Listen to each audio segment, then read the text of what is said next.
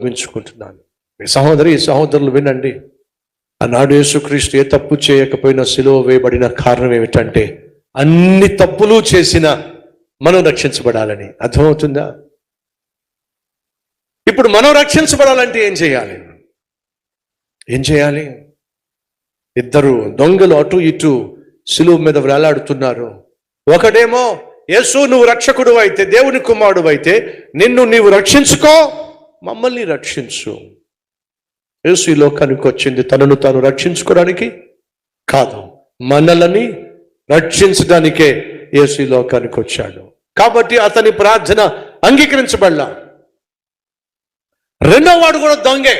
ఎంత దొంగ అంటే, ఎంత హంతకుడు అంటే, తాను చేసినటువంటి పాపిష్టి పనుల వల్ల ఇలాంటి వాడు బ్రతకకూడదు అన్నంత దుర్మార్గుడు శిలువలో వేలాడుతున్నాడు. అలా వేలాడుతున్నటువంటి ఆ దొంగ యేసుని చూస్తున్నాడు.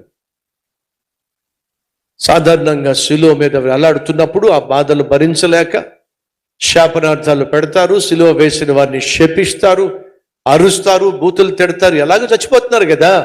కాబట్టి కోపంతో ఎంతగా చుట్టూ ఉన్న వారిని శపించగలరు అలా శపించేస్తూ ఉంటారు. కానీ యేసుక్రీస్తేమో శపించకుండా, తండ్రి వీరేమి చేయుచున్నారో వీరెరుగరు గనుక వీరిని క్షమించయ్యా ప్రార్థన చేశాడు. ఇదంతా చూసిన ఎంత విన్నా మరొక దొంగ ఏమన్నాడు తెలుసా అండి? ఎలా రక్షించబడవచ్చు అంటున్నారు చూసారా? సింపుల్. యేసు ఏమన్నాడు?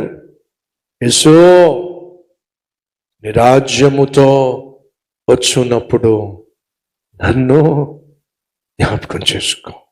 అంతేనండి. యేసు నన్ను జ్ఞాపకం చేసుకో, అంతేనండి.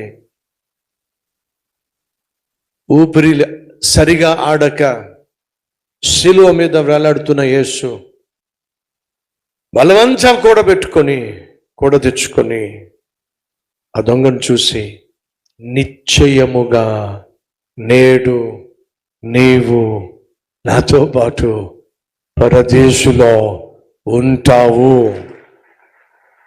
ఎంత అద్భుతం అండి!